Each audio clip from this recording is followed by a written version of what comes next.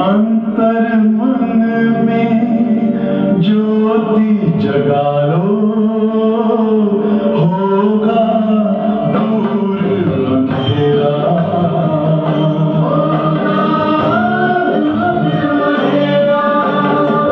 शिव का कर लो ध्यान, आ रहा पावन पुण्य सवेरा।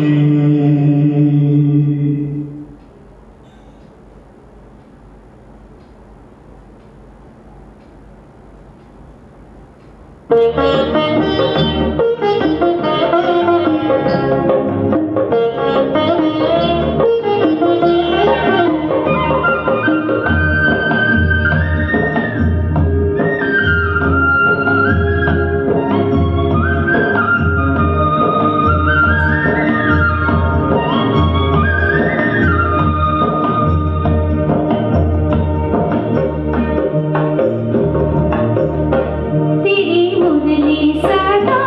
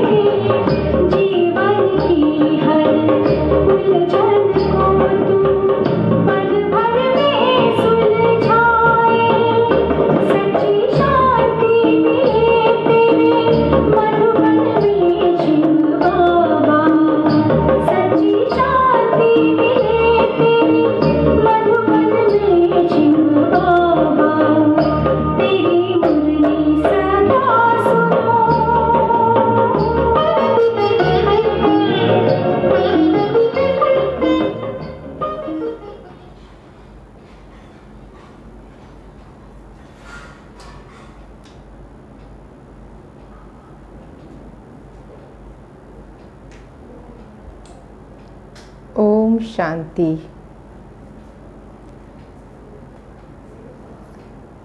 आज बाबा की 20 तारीख के महावाक्य है। बाबा ने कहा, मीठे बच्चे, तुम्हारा टाइम बहुत वैल्यूबल है, इसलिए फालतू बातों में अपना टाइम वेस्ट मत करो। आज बाबा हम बच्चों को अपने समय को सफल करना बता रहे हैं। तो बाबा ने कहा कि ये जो हमारा टाइम है ये बहुत अमूल्य है, क्योंकि पुरुषोत्तम संगम युग में एक एक सेकंड एक एक वर्ष के बराबर है। तो बाबा कहते, यदि आज के समय में हमने अपना एक मिनट भी गंवाया तो सोचने की बात है कि जैसे हमने अपने जीवन के 60 वर्ष गंवा दिए। तो इसलिए बाबा ने कहा कि फालतू बातों में अपना टाइम वेस्ट मत करो। प्रश्न है, मनुष्य से देवता बनने के लिए बाप की कौन सी श्रीमत मिली हुई है? मनुष्य से देवता बनने के लिए बाबा ने हम बच्चों को कौन सी श्रीमत दी है? उत्तर है, बच्चे तुम जबकि मनुष्य से देवता बनते हो। तो बाबा ने पॉइंट के हिसाब से कहा कि पहला है, कोई आसुरी स्वभाव नहीं होना चाहिए। दूसरी पॉइंट है, कोई पर क्रोध नहीं करना है। तीसरा, किसको भी दुख नहीं देना है। और चौथा, फालतू कोई भी बात इन कानों से नहीं सुननी है। बाप की श्रीमत है, hear no evil, see no evil, talk no evil, think no evil. और साथ में बाबा कहते हैं, डू नो इविल, अर्थात बुरा करो भी नहीं। ओम शांति। तुम बच्चों का बैठना कितना सिंपल है, कहाँ भी बैठ सकते हो, चाहे जंगल में जाके बैठो और चाहे पहाड़ी पे जाके बैठो, घर में बैठो या कुटिया में बैठो, कहीं पर भी बैठ सकते हैं। हाँ, बाबा कहते हैं ये हमारी ऐसी पढ़ाई है कि इसको पढ़ने के लिए हम कहाँ भी एकांत में जाकर के बैठ सकते हैं। तो बाबा ने कहा कि ऐसे बैठने से तुम बच्चे ट्रांसफ़र होते हो। तुम बच्चे जानते हो अभी हम मनुष्य भविष्य के लिए देवता बन रहे हैं, हम कांटों से फूल बन रहे हैं। तो बाबा बागवान भी है, माली भी है। हम बाप को याद करने से और 84 का चक्र फिराने से ट्रांसफ़र होते हैं। यहाँ बैठो चाहे कहाँ भी बैठो, तुम ट्रांसफ़र होते होते मनुष्य से देवता बनते जाते हो। बुद्धि में एम ऑब्जेक्ट है, हम यह बन रहे हैं। कुछ भी काम काज करो, रोटी पकाओ, बुद्धि में सिर्फ बाप को याद करो। हाँ, बाबा ने कहा चलते फिरते उठते बैठते हम एक की याद में रह सकते हैं। इसलिए बाबा ने कहा कहाँ भी बैठो, कोई भी कर्म करो, लेकिन एक बाप की याद में रहो। बच्चों को यह श्रीमत मिलती है, चलते फिरते सब कुछ करते सिर्फ याद करो। बाप की याद से वर्षा भी याद आता है, बच्चों का चक्र भी, फिर 84 का चक्र भी याद आता है। इसमें तो और कोई तकलीफ है नहीं। जबकि हम देवता बनते हैं तो कोई भी आसुरी स्वभाव हमारे में नहीं होना चाहिए। कोई पर क्रोध करना, किसको दुख देना, कोई भी फालतू बातें सुनना, बाबा ने कहा यह है आसुरी स्वभाव। और जहाँ हम देवी देवता बन रहे हैं तो हम ये फील करें कि अगर हम सतयुग में देवी स्वरूप में या देवता स्वरूप में होंगे तो हम क्या क्या नहीं कर सकते हैं। तो इसलिए बाबा ने कहा कि हमें क्रोध नहीं करना है, किसी को दुख नहीं देना है, कोई भी फालतू बातें कान से सुननी नहीं है, सिर्फ बाप को याद करो। तो बाबा कहते बाकी संसार की झरमुई झरमुई तो बहुत सुनी है, आधा कल्प से यह सुनते सुनते तुम नीचे गिरे हो। अब बाप कहते हैं ये झरमुई झगमुई नहीं करो, फलाना ऐसा है, इसमें ये है, कोई भी फालतू बातें नहीं करना है। ये जैसे कि अपना टाइम वेस्ट करना है। हाँ, कल की मुरली में भी बाबा ने कहा ना कि अगर कोई व्यर्थ बातें लेकर हमारे सामने आया भी है तो उनकी व्यर्थ बातों को हम कहीं ना कहीं किसी आत्मा की विशेषता सुना करके बाबा ने कहा हम खत्म कर दें। अगर कोई अवगुण देख रहा है तो हम गुण देख करके उन विशेषताओं को वर्णन करें। तो बाबा ने आज कहा कि कोई भी फालतू बातें नहीं करो, इन सब चीज़ों में तो अपना ही टाइम वेस्ट होता है। तुम्हारा टाइम तो बहुत वैल्यूबल है, पढ़ाई से ही अपना कल्याण है, इनसे ही पद पाएंगे। उस पढ़ाई में बहुत मेहनत करनी पड़ती है, इम्तहान पास करने विलायत में भी जाते हैं। तुमको तो बाबा कोई भी तकलीफ नहीं देते। बाप आत्माओं को कहते हैं मुझ बाप को याद करो। एक दो को सामने बिठाते हैं तो भी बाप की याद में रहो। हाँ, कई बार होता है ना, योग में हम बच्चे दृष्टि योग करते हैं आमने सामने बैठ करके, तो भी बाबा ने कहा हम शिव बाबा की याद में ही रहें। याद में बैठते बैठते तुम कांटों से फूल बनते हो। कितनी अच्छी युक्ति है। तो बाप की श्रीमत पर चलना चाहिए ना। हर एक की अलग अलग बीमारी होती है, तो हर एक बीमारी के लिए सर्जन है।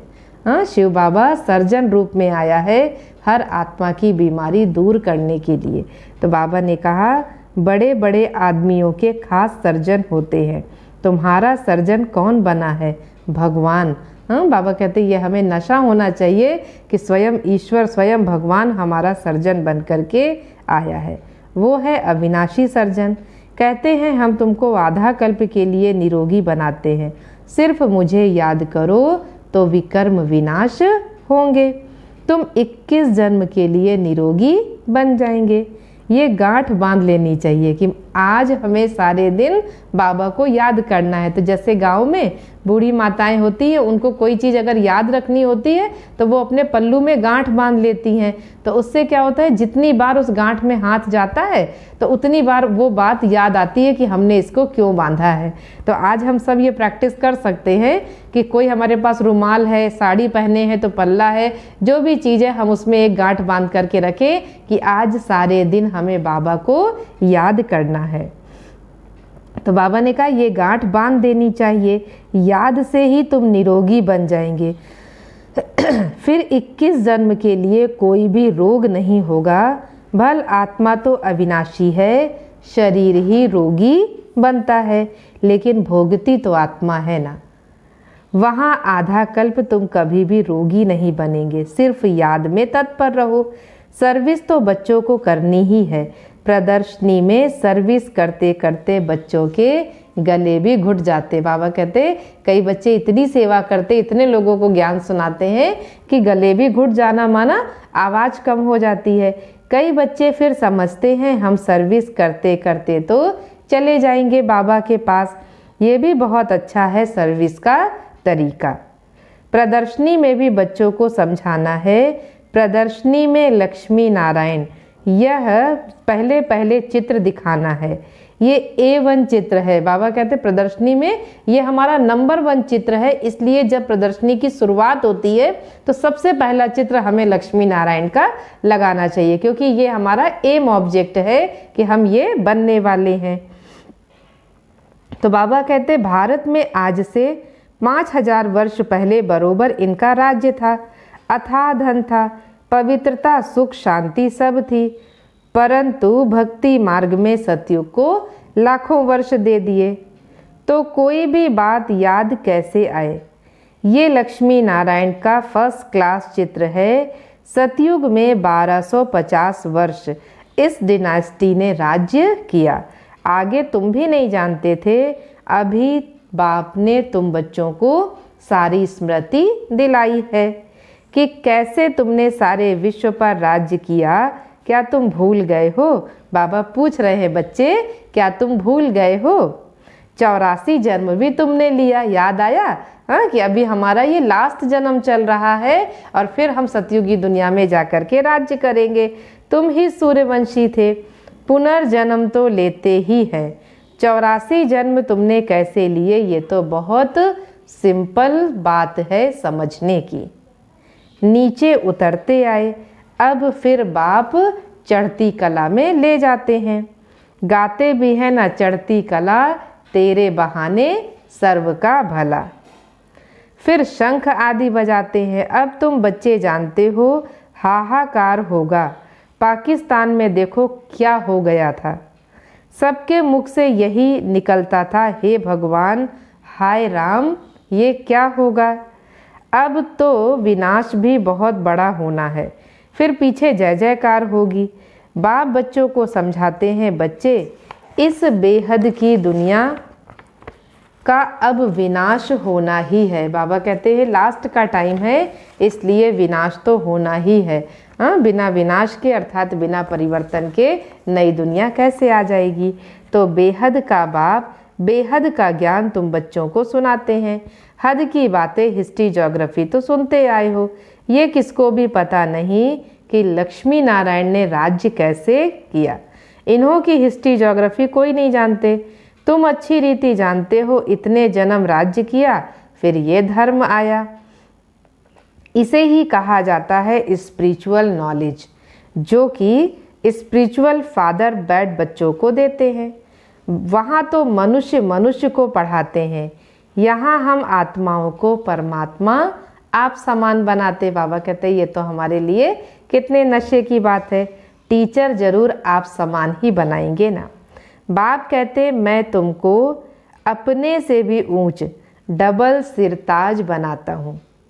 लाइट का ताज मिलता है याद से, और 84 के चक्र को जानने से तुम चक्रवर्ती बन जाते हो, तो साथ में माइट का ताज भी मिल जाता है। अभी तुम बच्चों को कर्म अकर्म विकर्म की गति समझाई जाती है।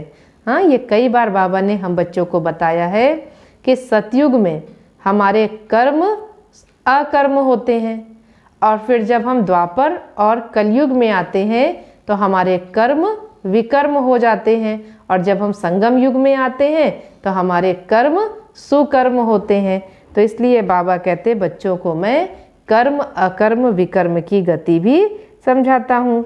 सतयुग में कर्म अकर्म हो जाते हैं, क्योंकि वहाँ पर अच्छे और बुरे की नॉलेज ही नहीं होगी। वहाँ हमेशा हमसे अच्छे कर्म ही होंगे, तो इसलिए बाबा ने कहा वो अकर्म होते हैं। रावण राज्य में फिर कर्म विकर्म होते हैं।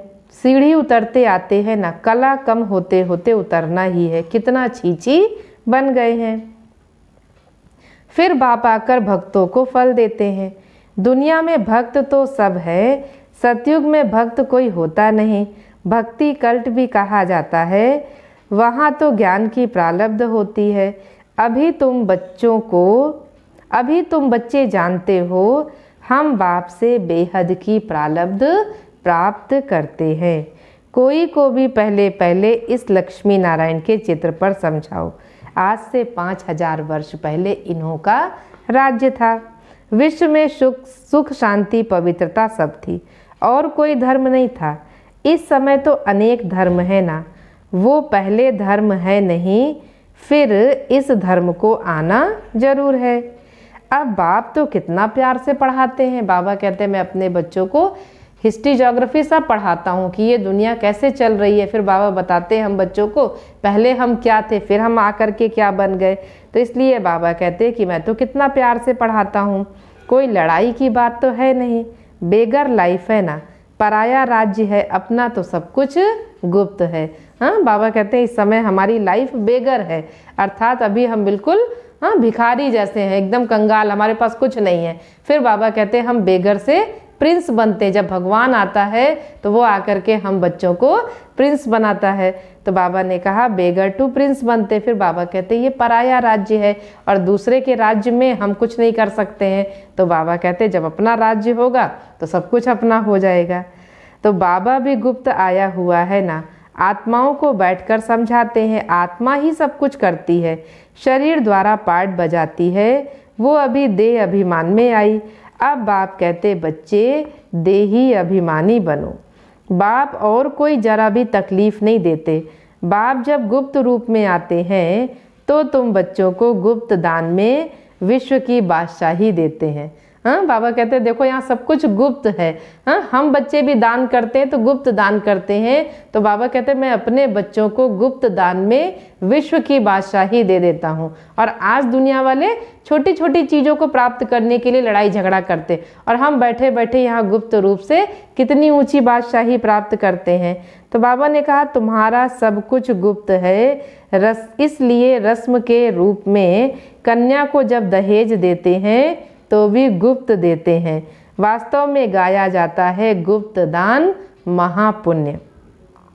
2-4 को मालूम पड़ा तो वो ताकत कम हो जाती है। जैसे दुनिया में क्या देखते कि जैसे कहीं कोई मंदिर है, हाँ, या कोई धर्मशाला बनी या किसी ने हॉस्पिटल बनाया, तो वहाँ पे जो भी लोग दान करते हैं, तो चाहे वहाँ के पंखे हों, वहाँ के अगर कोई ईंट लगी है, हाँ, या जैसे टाइल्स लगाते हैं तो एक एक पत्थर पे एक एक टाइल्स पे अपना नाम लिखवा देंगे, और एक व्यक्ति का नाम नहीं होगा। यदि हमारे घर से 1000 रुपए गए हैं तो हमारे घर के सारे सदस्य के नाम उसमें पड़ने चाहिए। तो अब सोचने की बात है, एक पंखा है, एक पंखे में 3 पंखुड़ी लगी हुई हैं, तो उस 3 में तो 3 लोगों के नाम है, और जो उसका बीच वाला गोल है उसमें भी किसी का नाम पड़ा है। तो ये भी बाबा कहते हैं कि इतनों को, और फिर जितने उस मंदिर में गए, जितने लोग उस स्थान पर जाते हैं और जितनी बार वो आपका नाम पढ़ रहे हैं, उतना आपका पुण्य कम होता जा रहा है। इसलिए बाबा कहते हैं हम बाबा के घर में हम भंडारी में डालते हैं, कोई नहीं देख रहा कि आप 1 रुपया डाल रहे, 1000 डाल रहे, 1 लाख डाल रहे। हाँ, आपने बाबा की भंडारी में डाला, और बाबा कहते हैं उस गुप्त भंडारी में जो गया, हाँ, वो हमारा 1 रुपया भी हो चाहे हमारा 1 लाख भी हो, वो हमारा मोहर बन गया। तो बाबा कहते हैं वो हमारा हीरे समान हो गया, उसकी कितनी वैल्यू बढ़ जाती है। और यदि हम सबको दिखा करके देते हैं, हाँ, हम सबको बता करके देते हैं, तो बाबा कहते हैं उसकी वैल्यू कम हो जाती है और उसका पुण्य घट जाता है।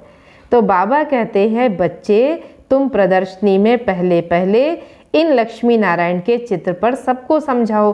तुम जानते हो ना, विश्व में शांति जरूर हो, परंतु वो कब थी ये तो किसकी बुद्धि में आता ही नहीं। अभी तुम जानते हो सतयुग में पवित्रता, सुख, शांति सब थी। याद भी करते फलाना स्वर्गवासी हुआ, समझते कुछ नहीं है, जिसको जो आया सो कह देते हैं, अर्थ कुछ नहीं, ये भी ड्रामा है। मीठे मीठे बच्चों की बुद्धि में ज्ञान है कि हम 84 का चक्र लगाते हैं। अभी बाप आए हैं पतित दुनिया से पावन दुनिया में ले जाने। बाप की याद में रहते ट्रांसफर होते जाते हैं, कांटे से फूल बनते, फिर हम चक्रवर्ती राजा बनेंगे। बनाने वाला तो बाप है, वो परमात्मा तो सदैव प्योर है, वही आते हैं प्योर बनाने। बाबा हम बच्चों को कितना पवित्र बना देता है। सतयुग में तुम खूबसूरत बन जाएंगे, वहाँ नेचुरल ब्यूटी होती है। हाँ, बाबा कहते हैं कि सतयुग में हर देवी देवता को देखो कितने सुंदर श्रृंगारे हुए रहते हैं। हाँ, कोई आर्टिफिशियल मेकअप नहीं होता है। तो इसलिए बाबा ने कहा वहाँ नेचुरल ब्यूटी रहती है। आजकल तो आर्टिफिशियल श्रृंगार करते हैं। हाँ, कहते कैसा चेहरा होता है, लेकिन हाँ, जब पार्लर में गए तो चेहरा ही बदल गया। कैसे? क्योंकि सब कुछ आर्टिफिशियल लगा करके ठीक कर देते हैं। तो इसलिए बाबा ने कहा क्या क्या फैशन निकला है, कैसी कैसी ड्रेस पहनते हैं। हाँ, इसलिए बाबा कहते हैं कि अपने सतयुगी स्वरूप को याद करो तो ये पुरानी दुनिया दिखाई ही नहीं देगी। आगे फीमेल्स बहुत पर्दे में रहती थी कि कोई की नज़र ना पड़े, अभी तो और ही खुला कर दिया है, तो जहाँ तहाँ गंद भी बढ़ गया ना। इसलिए बाबा कहते बच्चे हियर नो इविल। राजा में पावर रहती है, ईश्वर अर्थ दान करते हैं तो उसमें भी पावर रहती है। यहाँ तो कोई में पावर है ही नहीं, जिसको जो आया करते रहते हैं। बहुत गंदे मनुष्य हैं। हाँ, बाबा ने कहा कि इस समय ना हम श्रीमत पे चल रहे हैं और ना ही हम परमत पे चल रहे हैं। इस समय हर व्यक्ति मनमत वाला हो गया है, जो हमारी बुद्धि कहेगी वो हम करेंगे। हाँ, कोई अच्छी समझानी भी देगा तो भी उसकी सुननी समझनी नहीं है। इसलिए बाबा कहते हैं कि बहुत गंदे मनुष्य हो गए, जो जिसको आया वो करते रहते हैं। तुम तो बहुत सौभाग्यशाली हो जो खिवैया ने तुम्हारा हाथ पकड़ा है। तुम ही कल्प कल्प निमित्त बनते हो। बाबा कहते हैं अभी अपने भाग्य को विचार करो कि हम कितने भाग्यशाली हैं जो खिवैया बाप ने हमारा हाथ पकड़ा। और बाबा कहते तुम बच्चे कल्प कल्प के भाग्यशाली निमित्त आत्मा हो। तुम जानते हो पहले पहले मुख्य है देह अभिमान, उसके बाद ही सब भूत आते हैं।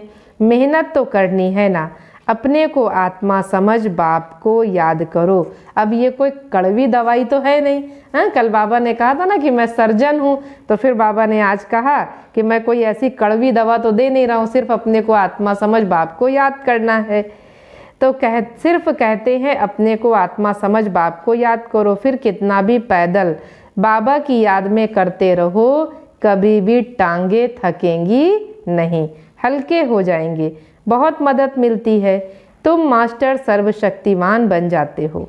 तुम जानते हो हम विश्व का मालिक बनते हैं, बाप के पास आए हैं और कोई तकलीफ नहीं देते, सिर्फ बच्चों को कहते हैं हियर नो इविल। जो सर्विसेबल बच्चे हैं उनके मुख से तो सदैव ज्ञान रत्न ही निकलेंगे। ज्ञान की बातों के सिवाय और कोई बात मुख से नहीं निकल सकती। तुम्हें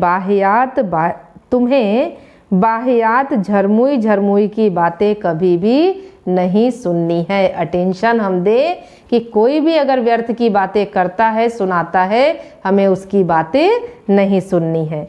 सर्विस करने वालों के मुख से सदैव रत्न ही निकलते हैं। ज्ञान की बातों के सिवाय बाकी तो है जैसे पत्थर मारना। बाबा कहते ज्ञान की बातों के अलावा कोई भी अगर शब्द हमारे मुख से निकल रहा है तो समझो हम किसी को पत्थर लगा रहे हैं। पत्थर नहीं मारते तो जरूर ज्ञान रत्न देते हैं, या तो पत्थर मारेंगे या अविनाशी ज्ञान रत्न देंगे। अब हम ये सोचे सारे दिन में, पहली बात आज बाबा ने अटेंशन दिलाया कितना हम बाबा को याद करते हैं, हम गांठ बांध लें ताकि सारा दिन हमें बाबा की याद रहे। दूसरा आज बाबा ने कहा ये चेक करो कि हम सारे दिन किसी को पत्थर मारते हैं या अविनाशी ज्ञान रत्न देते हैं। फिर बाबा कहते हैं कि जिसकी वैल्यू कथन नहीं कर सकते, अर्थात इतने ज्ञान रत्नों की वैल्यू है जिसका वर्णन नहीं कर सकते हैं। बाप आकर तुमको ज्ञान रत्न देते वो है भक्ति। पत्थर ही लगाते रहते। बाबा ने कहा भक्ति मार्ग में किसी का परिवर्तन नहीं होता, इसलिए जैसे कि पत्थर मारने समान हो जाते हैं। बच्चे जानते हैं बाबा बहुत बहुत मीठा है। आधा कल्प गाते आए, तुम मात पिता हम बालक तेरे, तुम्हारी कृपा से सुख घनेरे, परंतु अर्थ कुछ नहीं समझते। तोते मिसल सिर्फ गाते रहते हैं। जैसे एक तोते का मिसाल देते, कहते एक तोता था, उसके मालिक ने उसको रटा दिया, गंगा राम नल पे नहीं बैठना, शिकारी आएगा जाल बिछाएगा तुमको ले जाएगा। तो एक दिन वो तोता अपने मालिक के उससे कैद से निकल करके और जाके नल के ऊपर ही बैठ गया, और नल के ऊपर बैठ के कह रहा है गंगा राम नल पे नहीं बैठना, शिकारी आएगा जाल बिछाएगा तुमको ले जाएगा। और सच में शिकारी आया और तोते को पकड़ लेता है और पकड़ करके पिंजड़े में डाल देता है, और वो पिंजड़ा ले जाता है तोते को बेचने के लिए। तो जब उस पिंजड़े के अंदर वो तोता रहता है तब भी कहता है गंगा राम नल पे नहीं बैठना, शिकारी आएगा जाल बिछाएगा तुमको ले जाएगा। तो बाबा ने कहा कि ये भी हमारी बात जैसे तोते मिसल हो गई, जो हम गा रहे हैं तुम मात पिता हम बालक तेरे, तुम्हारी कृपा से सुख घनेरे, परंतु उस चीज को महसूस नहीं कर रहे। तो बाबा ने कहा कि तुम बच्चों को तो कितनी खुशी होनी चाहिए कि बाबा हमें बेहद का वर्षा विश्व की बादशाही देते हैं। 5000 वर्ष पहले हम विश्व के मालिक थे, अभी नहीं है फिर बनेंगे। शिव बाबा ब्रह्मा द्वारा वर्षा देते तो ब्राह्मण कुल चाहिए ना, भागीरथ कहने से भी समझ न सके, इसलिए ब्रह्मा और उनका फिर ब्राह्मण कुल है। ब्रह्मा तन में प्रवेश करते इसलिए उनको भाग्यशाली रथ अर्थात भागीरथ कहा जाता है। ब्रह्मा के बच्चे ब्राह्मण हैं, ब्राह्मण है चोटी, अब ऊपर से नीचे ब्राह्मण है चोटी।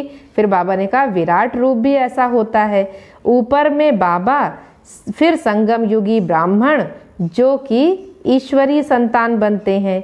तुम बच्चे जानते हो अभी हम ईश्वरीय संतान हैं, फिर हम दैवी संतान बनेंगे, हमारी डिग्री कम हो जाएगी। अब ये सोचने की बात है कि हम अपने आप को संगम युग में भगवान का बच्चा कहला करके, ईश्वरी संतान कहला करके खुश होते हैं, या सतयुगी दुनिया का इंतजार कर रहे हैं कि कब हम देवी देवता बने। लेकिन बाबा ने कहा कि यहाँ हमारी डिग्री ज़्यादा है और वहाँ कम हो जाती है। यह लक्ष्मी नारायण भी डिग्री कम है ना, क्योंकि इनमें ज्ञान तो है नहीं, ज्ञान ब्राह्मणों में है, परंतु लक्ष्मी नारायण को अज्ञानी भी नहीं कहेंगे। इन्होंने ज्ञान से ये पद पाया। तुम ब्राह्मण कितने ऊंच हो फिर देवता बनते हो, तो कुछ भी ज्ञान नहीं रहेगा। उनमें तो ज्ञान होता है दैवी वंश में परंपरा से चला आता है। तो मीठे मीठे सिकिलधे बच्चों को सब राज सब युक्तियाँ बताते हैं। बाबा कहते हैं मेरे बहुत कल्प से बिछड़े हुए बच्चे हैं ना, तो इसलिए बाबा कह रहे हैं कि जब मेरे बच्चे मिल गए हैं तो मैं सारे राज और सारी युक्तियाँ बताता हूँ। ट्रेन में बैठे भी तुम सर्विस कर सकते हो। एक चित्र पर ही आपस में बैठकर बात करेंगे तो कितने ढेर इकट्ठे हो जाएंगे सुनने के लिए। शुरू शुरू में जब दादियों के या वरिष्ठ भाइयों के अनुभव सुनते हैं तो उन लोगों के अनुभव में बहुत अच्छी बात सुनने में आती है कि कहते हैं कि हम 2 भाई साथ में पढ़ाई करते थे। ये इंदौर के ओम प्रकाश भाई जी का अनुभव है कि इंदौर के ओम प्रकाश भाई जी और अभी जो ज्ञानामृत भवन में आत्म प्रकाश भाई जी हैं, दोनों साथ में इंजीनियरिंग कर रहे थे। और जब ज्ञान मिला तो सेवा की इतनी लगन लगी तो दोनों भाई क्या करते थे कि जाते थे और एक भाई एक के पीठ में चित्र लगा के खड़ा हो जाता था और सुनाना बताना शुरू कर देता था। उनके कमरे में एक और मित्र रहता था और उसको कहते थे तुम प्रश्न पूछना और हम तुमको उत्तर देंगे। तो आपस में जब चौराहे में खड़े होकर ऐसा कर रहे हैं तो उनको देखने वाले और भी कई आ जाते थे, और जब कई लोग देख रहे हैं तो इसी बहाने वो उनको भी ज्ञान सुनाते थे। तो ये भी एक तरीका था। तो बाबा ने कहा कि ऐसे तो कितने अच्छे तरीके से अगर हम आपस में बैठ करके सुनते सुनाते हैं तो दूसरे भी आकर के सुनने लगते हैं, ढेर इकट्ठे होंगे। तो बाबा ने कहा फिर जो इस कुल का होगा वो अच्छी रीति धारणा कर प्रजा बन जाएगा। चित्र तो बहुत अच्छे अच्छे हैं सर्विस के लिए। हम भारतवासी पहले देवी देवता थे, अभी तो देखो कुछ नहीं है, क्योंकि अभी तो हम पुरुषार्थी हैं। बाबा ने कहा अभी हम मेहनत कर रहे हैं। फिर हिस्ट्री रिपीट होती है। बीच में यह है संगम युग जिसमें तुम पुरुषोत्तम बनते हो, इसलिए इसको कहते पुरुषोत्तम कल्याणकारी संगम युग। अच्छा, फिर बाबा ने याद प्यार दिया। मीठे मीठे सिकिलधे बच्चों प्रति माता पिता बाप दादा का याद प्यार और गुड मॉर्निंग। रूहानी बाप की रूहानी बच्चों को नमस्ते। हम रूहानी बच्चों की रूहानी बाप दादा को नमस्ते। धारणा के लिए मुख्य सार। पहली पॉइंट है ज्ञान की बातों के सिवाय और कोई बात मुख से नहीं निकालनी है। झरमुई झरमुई की बातें कभी नहीं सुननी है। मुख से सदैव रत्न निकलते रहें, पत्थर नहीं। आज सारे दिन चेक करना है कि हमारे मुख से कितने रत्न निकलते हैं ज्ञान के। दूसरी पॉइंट है सर्विस के साथ साथ याद की यात्रा में रह स्वयं को निरोगी बनाना है। अविनाशी सर्जन स्वयं भगवान हमें मिला है 21 जन्म के लिए निरोगी बनाने। इसी नशे में व खुशी में रहना है। वरदान दिया आज बाबा ने। याद के जादू मंत्र द्वारा सर्व सिद्धियां प्राप्त करने वाले सिद्धि स्वरूप भव। आज बाबा ने हम बच्चों को जादू मंत्र दे दिया। कल बाबा ने कहा था ना कि ब्रह्मा कुमारियाँ जादू करती, जो अंजन लगाते हैं ना तो कहते हैं कि ऐसा काजल लगा के बैठे उससे जादू हो जाएगा। इनसे दृष्टि नहीं लेना, इनके हाथ का बना हुआ नहीं खाना, नहीं और जादू लग जाएगा। तो आज बाबा ने कहा कि वो जादू किस चीज़ का है, वो है याद का जादू। तो वरदान में बाबा ने कहा याद के जादू मंत्र द्वारा सर्व सिद्धियां प्राप्त करने वाले सिद्धि स्वरूप भव। डिटेल है बाप की याद ही जादू का मंत्र है। इस जादू के मंत्र द्वारा जो सिद्धि चाहो वो प्राप्त कर सकते हो। जैसे स्थूल में भी किसी कार्य की सिद्धि के लिए मंत्र जपते हैं, ऐसे यहाँ भी अगर किसी कार्य में सिद्धि चाहिए तो यह याद का महामंत्र ही विधि स्वरूप है। ये जादू मंत्र सेकंड में परिवर्तन कर देता है। इसे सदा स्मृति में रखो तो सदा सिद्धि स्वरूप बन जाएंगे, क्योंकि याद में रहना बड़ी बात नहीं है, सदा याद रहना ये है बड़ी बात। इसी से सर्व सिद्धियां प्राप्त होती हैं।